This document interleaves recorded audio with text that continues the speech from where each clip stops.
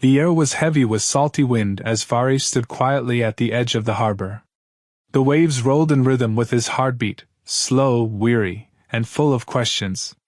Just a few hours ago, his life in Australia had reached a breaking point. Fari, a young Indonesian migrant, had left his job as a waiter in a busy Sydney restaurant. He didn't leave because he was lazy, nor because the work was hard. He left because his soul could no longer bear the silent humiliation he endured daily, from the shouting of his manager to the subtle racism of customers who looked through him as if he were invisible. He had tried to be patient. Every rude remark, every unfair order, every moment of isolation, he swallowed it all for one reason: his mother. Back in Central Java, his aging mother waited for the money he sent each month. She never complained, even when the envelope was thin. But now, even the thought of her warm smile couldn't suppress the pain in his chest. Earlier that day, Fari had gone to the mosque for Jummah prayer during his lunch break. When he returned, his manager exploded in rage. "If you want to pray, do it in your own country!" the man screamed. That was the final blow. Fari calmly removed his apron, placed it on the counter, and walked out. No tears, no words. Just silence. Now, standing at the harbor, he called his mother. His voice cracked as he spoke.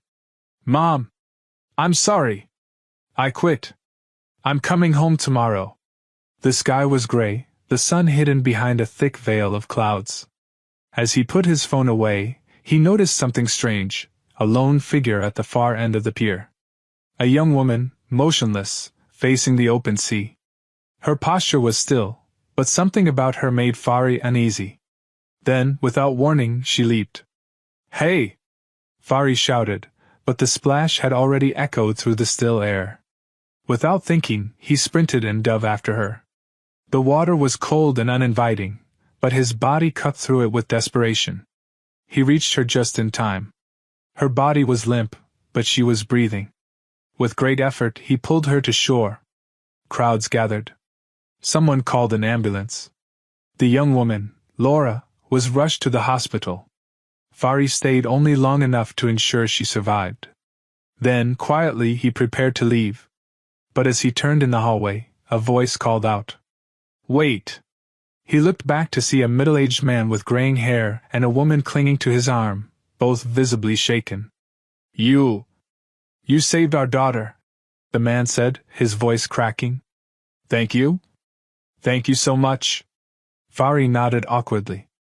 "I only did what anyone would have done." "No," the man said firmly. "Not everyone would jump into cold waters to save a stranger. You did. That means something." Fari bowed his head. "I'm just glad she's alive."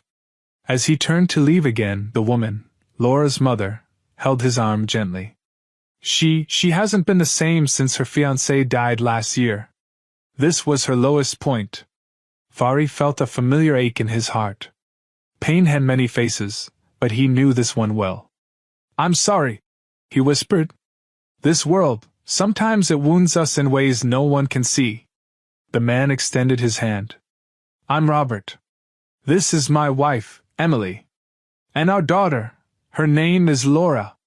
"I'm Fari," he replied. "You're from Indonesia?" "Yes, sir. Central Java." Emily stepped closer. "Fari, we owe you our daughter's life. If there's anything we can do for you, please say it." He hesitated. "I just want to go home. I don't belong here anymore." Robert exchanged glances with his wife. "Then let us ask you something. What if you didn't leave just yet? We could use some help. Not hard work. Maybe help with the garden, drive us when needed, and more importantly, someone to bring peace into our house." Fari looked stunned. "You want me to stay? We need someone like you," Emily said softly. "Someone with heart." Fari closed his eyes for a moment. Images of his mother praying, his small home, and now, Laura's lifeless face returning to color, flashed before him. He opened his eyes, filled with uncertainty but also purpose. "All right. I'll stay." Robert smiled and patted his shoulder. "You not only saved a life today, Fari, you may have saved a family." A few days later, Laura returned home. Physically, she was healing. But her spirit was distant. She locked herself in her room, her sobs muffled behind the closed door. At times, she screamed.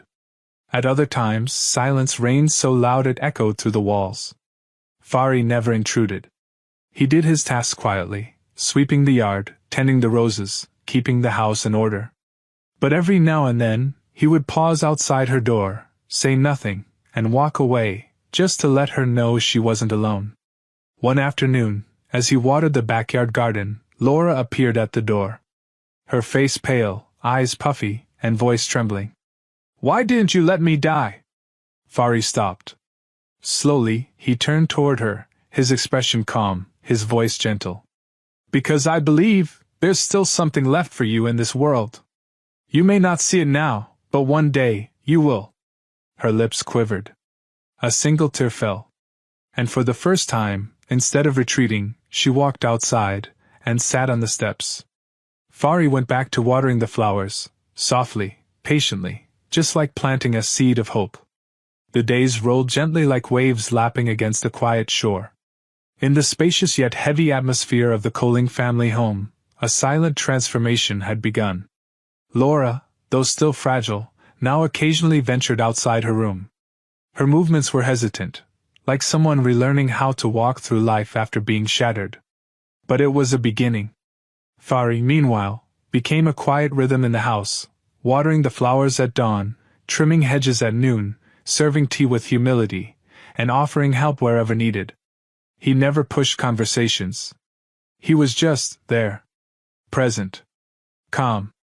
Like a tree offering shade without demanding notice. One afternoon, the sky was soft gray. Fari stood in the backyard with a hose, carefully tending to the rose bushes, when he noticed Laura watching from behind the glass door. Her body was still, arms crossed over her chest, eyes unreadable. Then she stepped outside slowly, her feet uncertain. She walked past him and sat on the wooden stairs that led down to the garden. After a few minutes of silence, she finally asked in a low voice, "Why do you do this every day? Gardening. Like nothing ever happened." Fari paused, then turned off the hose. "Because it brings life," he said quietly. "Even when things feel dead." Laura looked away. "That's poetic." "It's true." More silence. Then suddenly, her voice trembled, cracking as though she was forcing words through a dam about to break. "Do you know what it feels like, to lose everything in one moment? To have all your dreams ripped away?" Fari didn't answer. He simply looked at her with deep, understanding eyes. "I was engaged," Laura said, her tone hollow. "His name was Adam. He was my future. We were 2 weeks away from the wedding. Then a drunk driver, just like that, gone. And everyone expects me to just keep breathing like nothing happened." Her fists clenched. "And then you, a complete stranger, show up and act like you care. Why?" Fari's expression remained soft. "Because I do care," he said simply. "I know what pain looks like." Laura scoffed.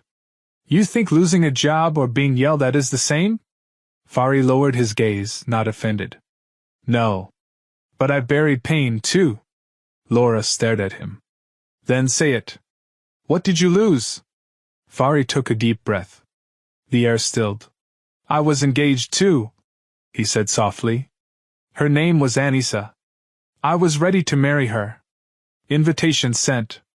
Hope blooming like spring." His voice broke slightly. "But she left me for someone else. Someone richer. Just days before the wedding." Laura blinked. Her anger flickered. "And that same week," Fari continued, "my father died in a motorcycle accident. I buried my father and my dreams in the same week." A long silence followed. "I ran away to Australia," he said. "Not just for money. I needed to escape memories. But pain, it doesn't stay behind. It travels with you." Laura looked away. Her lips trembled. "Why did you save me then?" Fari looked at her with quiet strength. "Because I know what it feels like to give up. But I also know what it means when someone reminds you, you're still here. Tears welled in Laura's eyes, but she didn't cry. She simply nodded, then stood and walked back into the house. But that day, something inside her shifted. A wall cracked, letting in a sliver of light. From that moment on, small things began to change. She joined Fari in the garden sometimes, watching as he worked. Occasionally they talked, about simple things at first, the weather, the plants, how awful the neighbor's cat was. But every conversation, every shared silence, stitched a thread between them. One afternoon, Laura sat beneath a blooming cherry blossom tree. Her hair was tied back loosely, her face calmer than before. Fari approached with 2 glasses of lemonade. "For you," he said, offering one. Laura accepted. Their fingers touched briefly. Neither pulled away. After a few sips, Laura said, "I see you pray sometimes. On the grass. What does it mean to you?" Fari smiled faintly. "Everything." Laura tilted her head. "How?" "It's how I breathe," he said. "When I pray, I feel grounded. Connected. As if I'm never alone, even when the world feels empty." "Is it like meditation?" she asked. "More than that," he replied. "Meditation calms the mind. But prayer feeds the soul. It reminds me that someone hears, even when no one else does." Laura stared at him, her expression softening. "You find peace in it?" "Yes," Fari said. "And strength. And patience." Laura didn't respond. But the next morning, she came to the garden earlier than usual and asked, "Can you teach me how you pray?" Fari was surprised, but he didn't show it. He simply nodded. "Are you sure?" She nodded. "I don't want to convert or anything. I just want to understand." Fari respected her words. "Then we'll start with why we wash our hands and feet." And so, every day, Fari taught her small things, not with pressure, not with preaching, but through presence and peace. Laura observed, asked, and sometimes simply watched from the distance. At night, she would listen to Fari reciting verses from the Qur'an, his voice soft, the melodies unlike anything she'd heard. They wrapped around her like a blanket.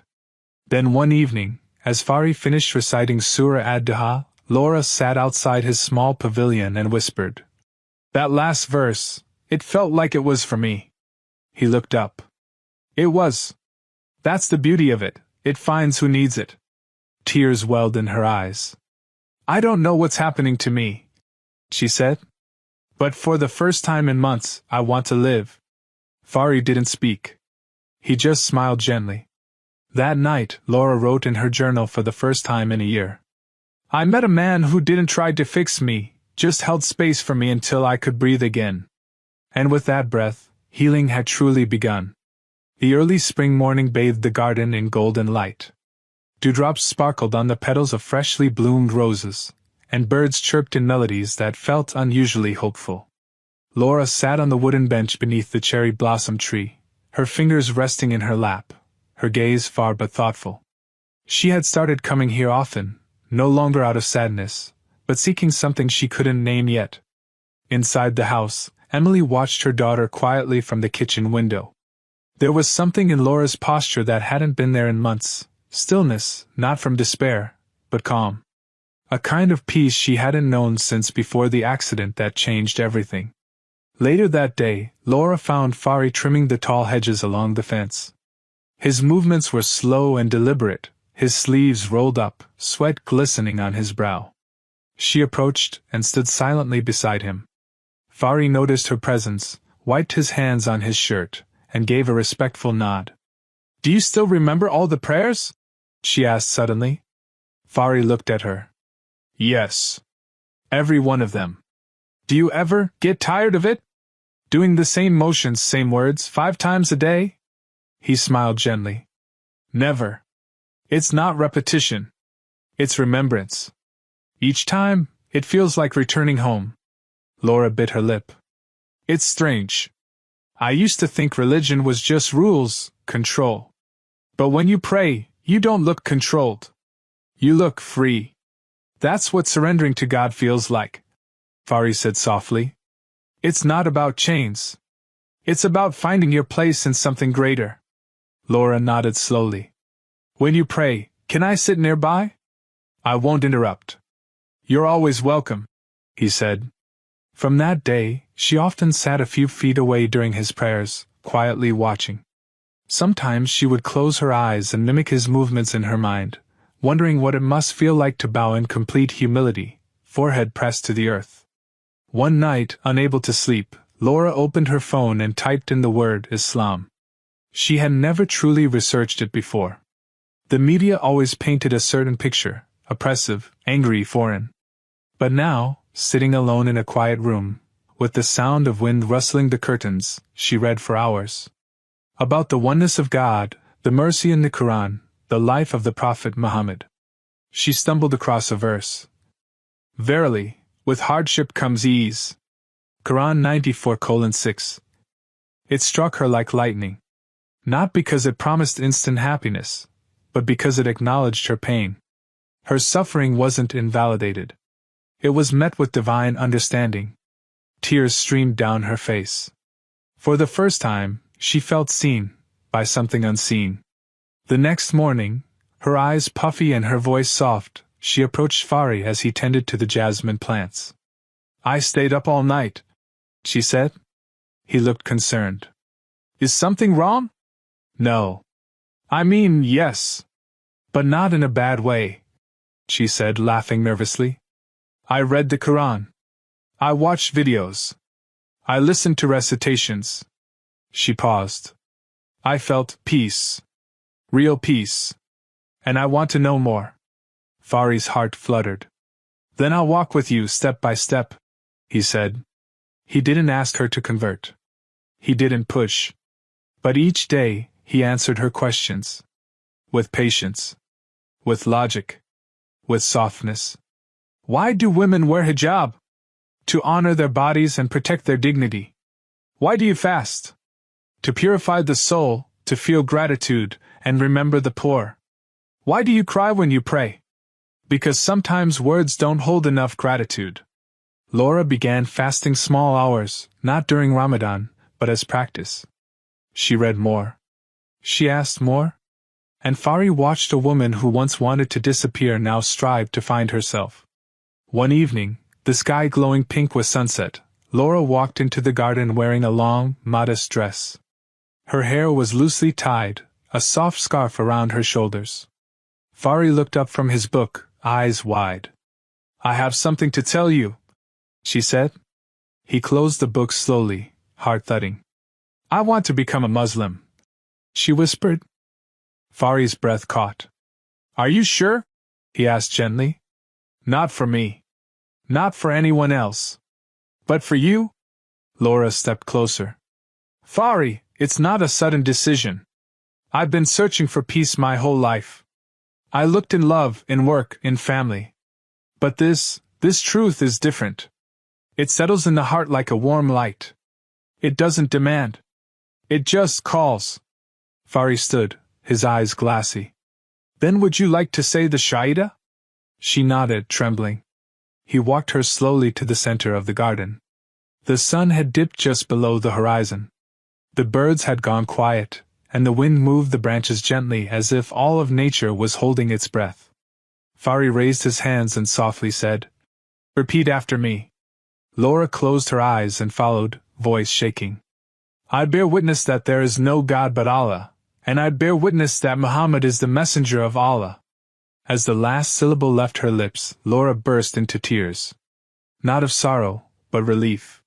Her soul, once heavy with grief, now felt clean, like the world had been washed anew. Fari did not touch her. He simply lowered his gaze and whispered, Welcome, Laura.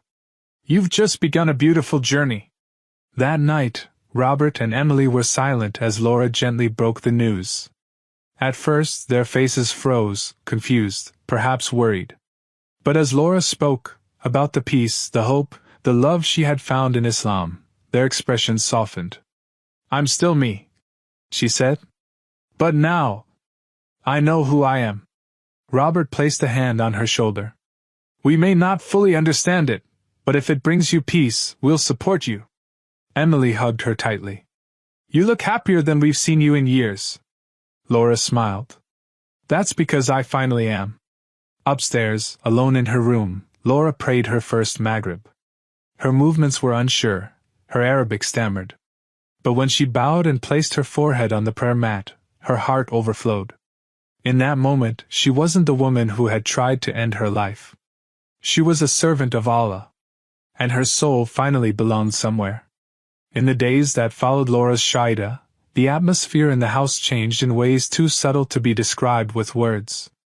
It wasn't just that Laura had converted to Islam, it was the peace that seemed to walk with her, cling to her presence, soften her footsteps. The girl who once screamed behind locked doors was now waking at dawn for far, reading verses with trembling lips, and whispering du'as with wet eyes. Fari watched all this from a respectful distance. His heart was filled with joy, but also fear. He had grown to love her, not out of gratitude or rescue, but through the quiet, slow unfolding of souls recognizing one another. But he hadn't said a word. Not yet. Not while she was new to the faith. Not while his own heart trembled with uncertainty. One warm afternoon, Laura was preparing salad in the kitchen when she called out, "Fari, do you have a second?" He walked in, drying his hands on a towel. "Yes? I was just wondering," she said, her voice casual but her eyes unsure. "Can I ever? I mean, would someone like me ever be accepted in your world?" Fari tilted his head. "What do you mean?" "I'm a convert. A Westerner. People like me, we're often treated like outsiders, even when we try." Fari stepped forward slowly. "Not by everyone. Not by those who understand. And never by Allah." Her voice dropped lower. "What about you?" Fari's throat dried. "Me? Would you ever consider someone like me? As more than just a sister in faith?"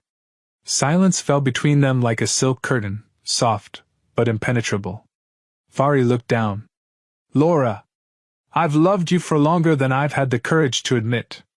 But I never wanted you to think this faith was about me. It's between you and Allah." Laura's eyes shimmered. "And what if I say I found both him and you?"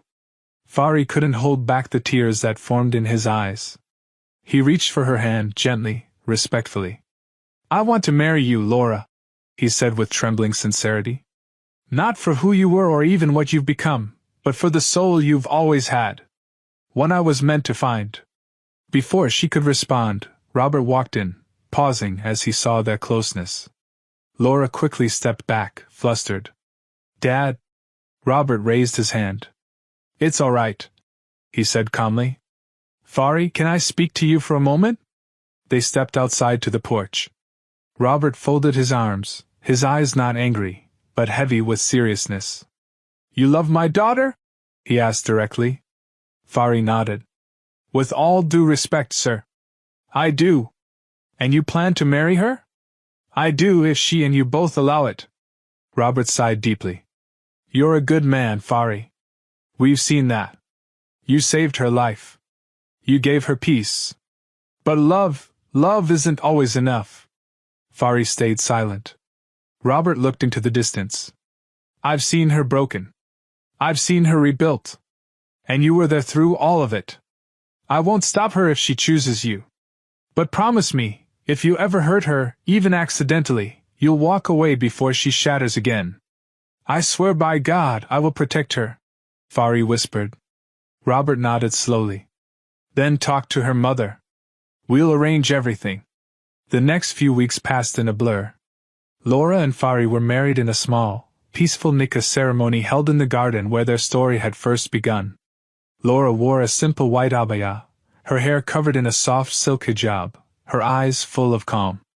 Fari stood beside her, beaming, his heart both overwhelmed and at peace. Later that night, after their guests had left and the lanterns had been extinguished, Fari and Laura sat alone beneath the cherry blossom tree. "I never imagined my life would turn out like this," she whispered. "Neither did I," he said. "But Allah's plans are always more beautiful than our dreams." "I want to visit your home," Laura said. "Meet your mother. See your world." Fari smiled. "Then we'll go. Soon." The trip to Indonesia was filled with awe. Laura marveled at the vibrant streets, the call to prayer echoing from village mosques, the smell of fried spices in the air, the simplicity of life. When she met Fari's mother, the old woman took her into her arms and cried without words. "You brought my son back," she said. "You brought his heart back with you." Laura cried too. Not because she understood every word, but because she felt the meaning in her soul. They stayed for 2 weeks, visiting old neighbors, praying at the masjid, walking through the rice fields where Fari once played as a child. Laura tried to speak Baisa, fumbled, laughed, but was always welcomed. The villagers adored her sincerity. To them, she wasn't just a convert. She was the daughter-in-law of the village. On their last night, as they sat on the rooftop under a sky dusted with stars, Fari held her hand. "Thank you for finding me," he said. "No," she whispered. "Thank you for saving me, and for showing me that faith isn't about being perfect. It's about continuing." Fari leaned forward and pressed his forehead to hers. "We've both been broken," he said. "But sometimes broken pieces form the most beautiful patterns." Back in Australia, Laura began helping in her father's company. Her strength returned, not the loud, energetic kind, but the quiet resolve of someone who had walked through fire and come out glowing. Fari, too, took on new roles, managing logistics, leading community projects at the masjid, mentoring new Muslim converts. Together, they created not just a home, but a sanctuary. But with growth came attention. Well-established men began noticing Laura's leadership. Offers came from other businesses. Compliments turned into admiration. Fari stayed in the background, quietly proud, but also quietly shrinking. He still lived in the small pavilion behind the main house. He still drove the old company van. And every time a man in a suit shook Laura's hand, something in Fari ached, not from jealousy, but inadequacy. He began to question, what do I offer her now? She has everything. And so, without warning, while Laura was on a business trip, Fari made a decision. He packed a small bag, left a note for Robert and Emily, and boarded a flight to Indonesia. "I have to see my mother again," he wrote. "Please tell Laura. I'll return. If I still have a place." But he didn't call her. Didn't message. He simply disappeared. When Laura returned home, Emily met her at the door, holding the note with trembling hands. He left. Laura's face went white. What? He said he needed to go. To think. To find his place again. Laura's chest tightened. Her voice cracked. He didn't even tell me? No, Emily said. But his eyes, they were heavy. Like he was carrying a storm. Laura's hands shook as she reached for her phone. No messages. No missed calls. Only silence. And in that silence, Laura realized something powerful. She didn't want success without him. She didn't want faith without his faith beside hers. She didn't want life without his laughter at the end of the garden path. And she wasn't going to let him go. Not this time. Laura stood motionless for a moment, the note trembling in her fingers. She read it again and again, hoping that some new line would appear, some hidden message that would explain why the man who taught her to live had left without saying goodbye. Her chest felt tight, her breath shallow. Then suddenly, as if a flame had been lit within her, she turned on her heel. Call the driver, she said to Emily. I'm going to the airport. Laura. No, she said firmly, her voice breaking. I need to see him. He left thinking I'd be better off, but he doesn't understand. He is my better. Within 30 minutes, Laura was in the back seat of the car, her heart pounding as they sped through the streets. Her eyes scanned her phone. No updates. No new messages. But in her gut she knew. Fari would be on the next international flight out. At the airport, she rushed through the crowd, not caring about the stares or the whispers. She looked up at the departure board. One flight to Jakarta, boarding soon. Gate 17. Without thinking, she sprinted. Her heels clicked sharply against the polished floor as her heart thudded in her ears.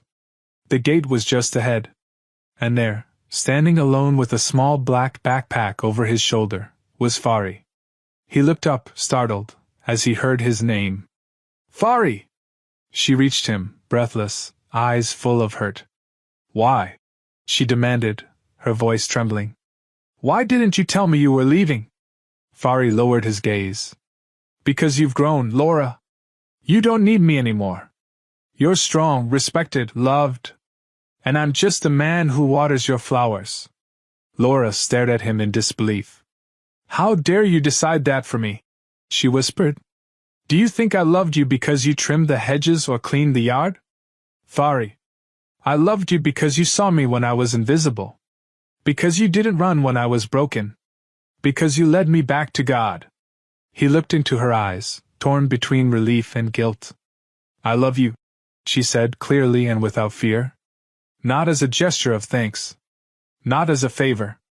I love you because without you, every good thing in my life wouldn't exist. You are my anchor, Fari. He swallowed hard, eyes wet. I left because I thought I was a burden. He whispered. Because I thought I wasn't enough for you. Laura stepped closer and cupped his face. You are more than enough. You are everything that matters. Tears streamed down their faces, and in the middle of the bustling airport, surrounded by strangers and departures, they embraced. A long, honest embrace full of aching and forgiveness, full of belonging. I'm not letting you go again, Laura whispered into his shoulder. Then let's go home, he replied. They walked out of the airport together. No flight. No escape. Just return to each other. Months later, life resumed. But it didn't return to how it was, it became something better. Laura had stepped down from her leadership role in the company, handing it to a trusted colleague. She wanted a simpler life. One of purpose. Of growth. With Fari. Together, they started a small community center near the local mosque. It offered language lessons for new immigrants, counseling for struggling converts, and even cooking classes where Fari taught the art of Indonesian fried rice. Laura ran the women's halakas and often gave talks about her journey to Islam, her voice soft, but powerful. Islam didn't erase my pain, she'd say to the crowd. It gave my pain meaning. Robert and Emily, once skeptical, became regular attendees at Friday iftars. They didn't convert, but their hearts softened in ways words couldn't describe. They respected the faith, not because of sermons, but because of what it had done for their daughter. One evening, as twilight kissed the sky, Laura found Fari kneeling in prayer in the garden. His forehead pressed to the earth, his voice whispering supplication. She watched from the porch, hand resting on her belly. After he finished, she called out, Fari. He turned, rising gently to his feet.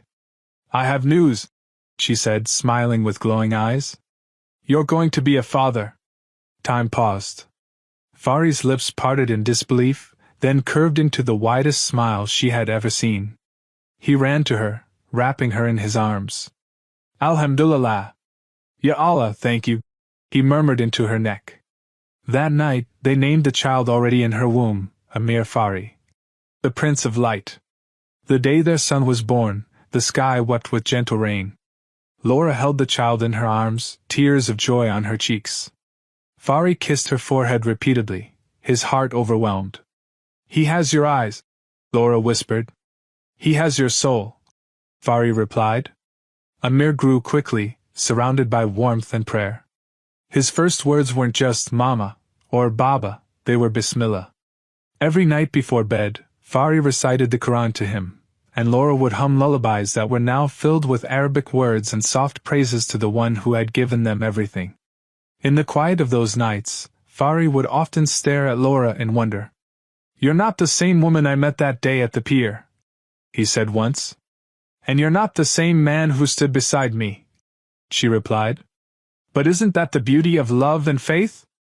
They don't leave you where they found you. Years later, their story would be told to hundreds of new Muslims at their center. Laura would stand, modestly dressed, smiling softly as she looked at the audience. I once tried to end my life because I thought there was no purpose left, she'd say. But God showed me that purpose isn't found in perfection, it's found in submission.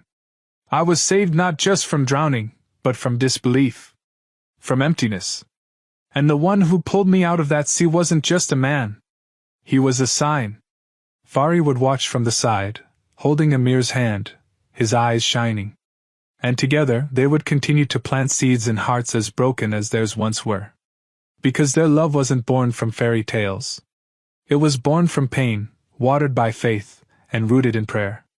And in that sacred soil, it bloomed forever.